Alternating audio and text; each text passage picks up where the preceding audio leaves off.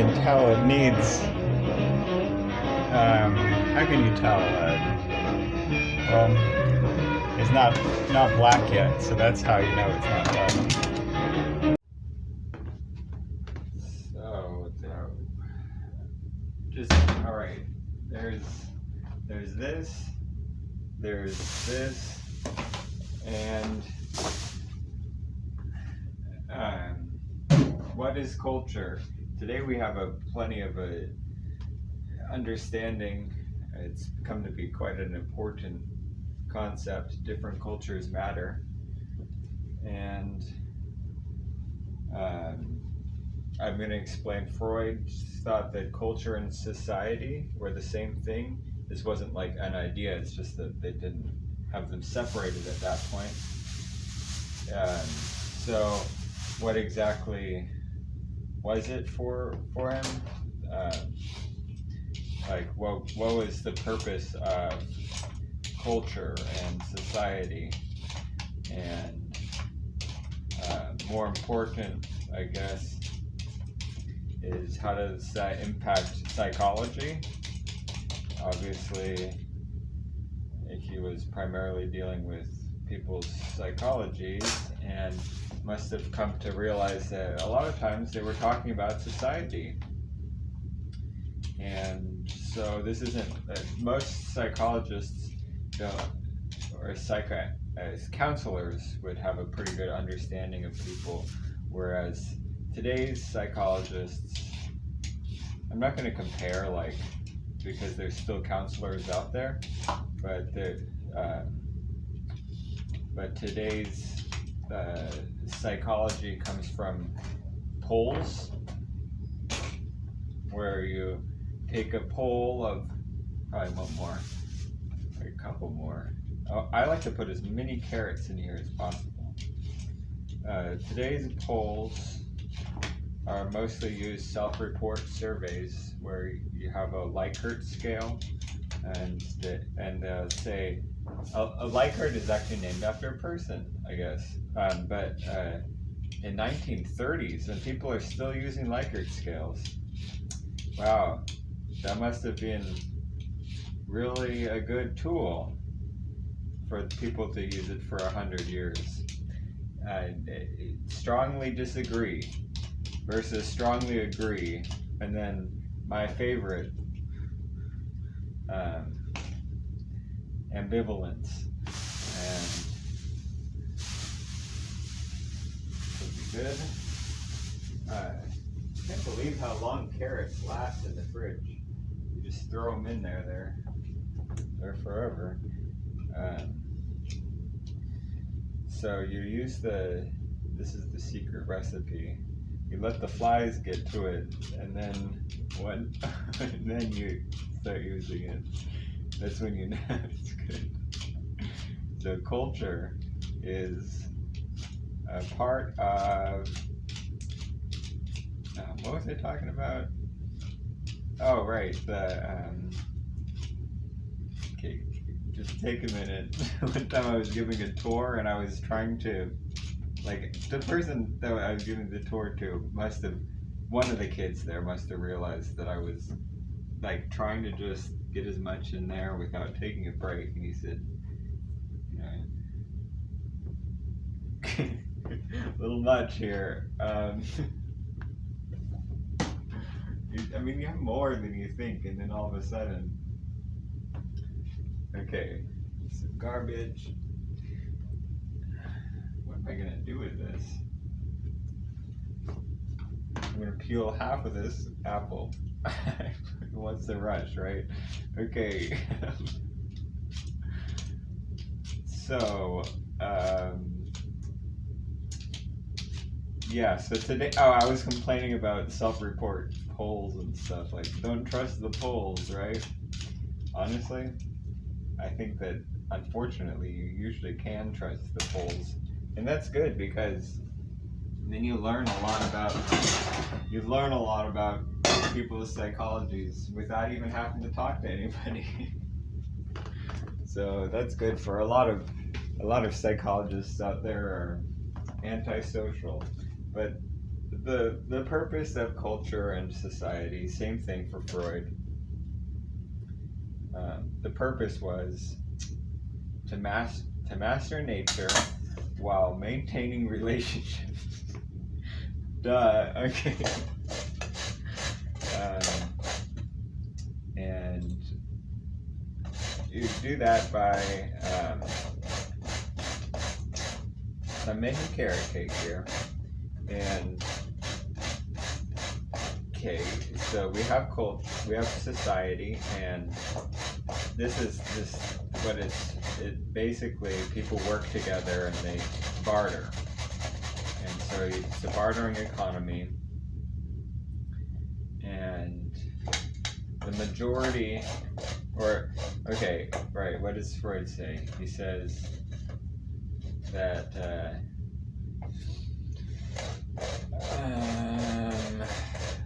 okay, so he gets right into it and says this is all physical. Therefore, the using of resources of society, like obviously I didn't grow these carrots. I don't even really know how you do that.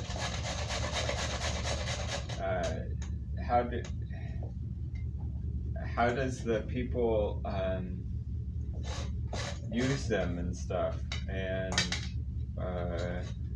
how do you keep somebody from, okay, this is the example I was going to use.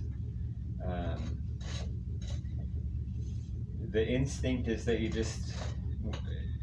people have these ideas for society, like culture is imperfect, and wouldn't it be great if you could just have all the carrots that you want? So yeah, I guess that's the purpose of culture, is that, I mean, I never tried it, but I heard that if you eat a bunch of carrots, you turn orange. Supposedly, according to a cartoon. But no, he was eating carrot like puffs, and that's why he turned orange. So anyway, how do people become a part of culture? First of all, everybody has an instinct to use resources, and then also they can themselves become a resource for others to use. And then finally, people can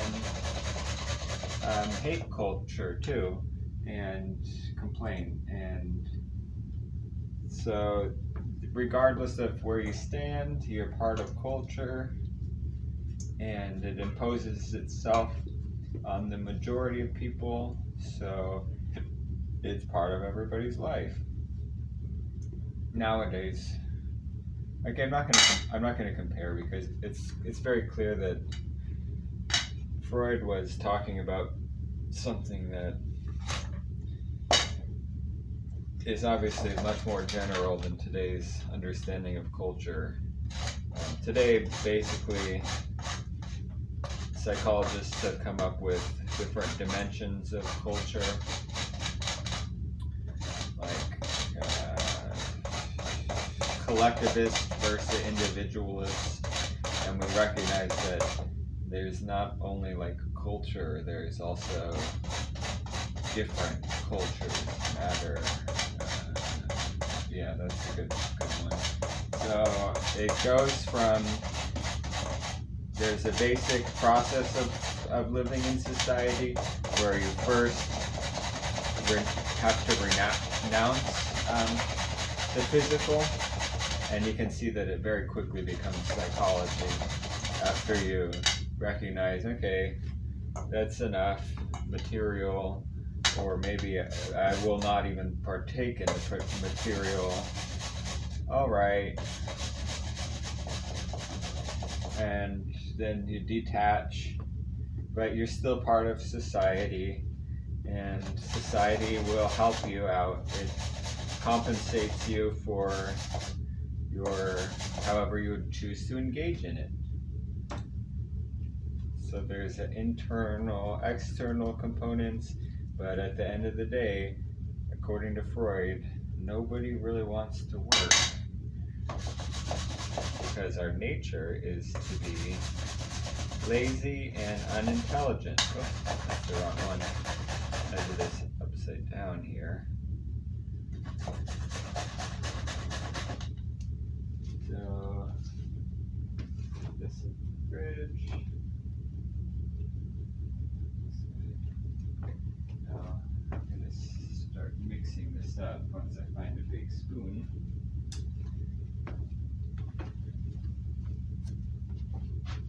I'm going to yell from over.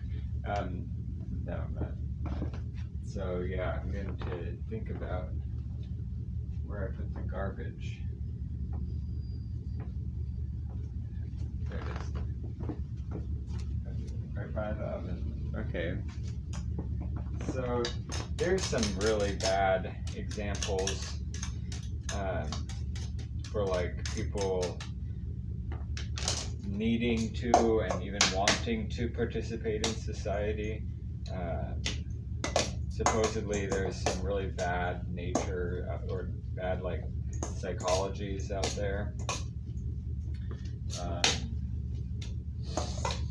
And so oftentimes culture is an external affair, but also there's ultimately it becomes part of like everybody's internal also.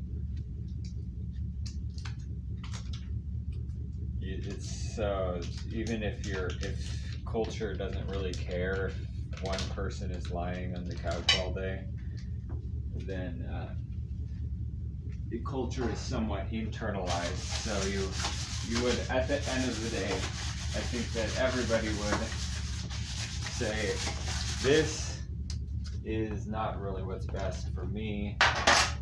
This is also not only is it bad for me, but that it's part of culture. Culture is saying like a lot of stuff about. Well, actually, nowadays I don't think that. I'm not going to compare, but I would say that during Freud's time, you really had to tell people, look, I'm sorry that you don't want to work. Everybody has to work, but this isn't even about work. This is just about contributing to culture. I mean, it isn't like today where you actually have people who don't work. So you have to have leaders, and that's part of government and all that. That's a big part of it is like, hey, actually we need government, we need society, and yet there's a lot of trouble with people because they feel so repressed by it. Because you have all these like great dreams and stuff, and you want to start your own restaurant, and then finally 5 years later, 90% of restaurants say, oh, well, that wasn't working, so sorry, your wish is, not everybody, they're like, save the local bakery, and then they have a picture of like this guy who goes in there every day. I don't know what I'm saying, but I'm trying to get a hypothetical here for some excuse for everybody having their own bakery. Look, I'm not a baker. I don't think that we really need this. I don't think that this is like irrelevant. And to think that somebody could like just do this every morning and then just like sit around on their phone and wait for Jim to come in and here you go, Jim, here's some carrot cake. How are you today? Like that's culture. I think everybody kind of does that a little bit in there. You don't need to like be a baker and have your own restaurant. So Oh, right. This is genius. I mean, the first part of this whole thing is genius. That Freud kind of gets on his soapbox after he explains what's culture, and then he has this great list that I wrote out, his list of all his complaints of religion. Obviously, that is a lot of it is very clearly incorrect. You can tell he was part of like Christian culture, and so I have a lot of empathy for him. Okay, but point being, he came up with this really cool stuff for culture. Nowadays, I find that cultural discussions get a little bit into the nitty-gritty, and you can really keep it on the level that Freud was talking about, where these are people who are really thinking about, hey, this is my life. I don't want to work. I do want to work, but I want to have this wish and all this. So that's what he called it. Illusions is what he called culture. Got to remember the raisins. Illusions is what culture is, and then to use that as like and so is religion. And so, yeah, okay. This is a really cool little thing that he used for like what happens to our interactions with culture. So say, I want to drive a car. No, you're not allowed to drive a car because you don't have a car. Oh, well, so then immediately I'm frustrated because I can't even open the thing, and I'm trying to get into the car, but nobody opens the door for me, or maybe I don't have a key, and then so it's prohibited. Bad example. Okay, let's say I go to the local bakery and I say, so is this gonna come out right? Okay, so yeah, this is perfect. This is raisins. That's what I need. Where are they though? That's the real difficulty. Here they are. It's labeled. It says raisins. Good thing somebody labeled it. So in society, oftentimes people will say, "No, sorry, Jim, you can't have any." No, that doesn't really happen very often. Most of the time, people get like whatever they want, but sometimes it's prohibited, and then so that's a part of culture. It first it represses the drive. No, not represses, but it does all this, and then that's how you have privation. Wow, that was a really bad example. I don't know. So what else does this culture do? So this is a group of people, and not everybody gets what they want. Some groups get more than what they want, and some people get more or less than what they want. And there's defects to this system, clearly. But at least we can communicate what's going on. And oftentimes we humanize nature. Oh my gosh, this is going on forever. Okay, just mix it up, and then you're almost done. But don't overmix it. You probably put in a couple more.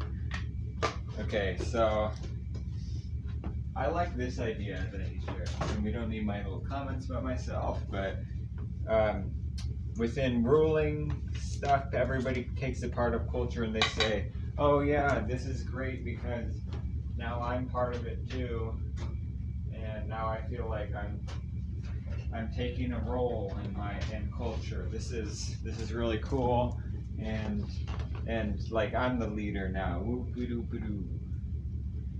But then sometimes nature comes in, and nature is kind of an interesting concept. It's taken a long time for us to where we can talk about these concepts, like even society, and it isn't. It's a big part of life, like, and it's really great that everybody kind of has an understanding of society. It's great for psychologists in particular, because nowadays everybody kind of knows, like, oh yeah, it isn't that Zeus. It isn't like Zeus doing this anymore. It's or it isn't like some conspiracy theory that's running our monetary system. It's or whatever. It's like what do you call it? Anyway, over millennia, we've developed these different ideas and concepts. Actually, so we have means of communicating. Natural disasters bring people together, is what Freud likes to talk about. How unifying a natural disaster is. So yeah, that's kind of seeing the light in it, I guess. Is that there was, I guess, a reason for every concept to be developed, and in this case, a disaster is a more useful concept than some bizarre humanization of nature. Okay.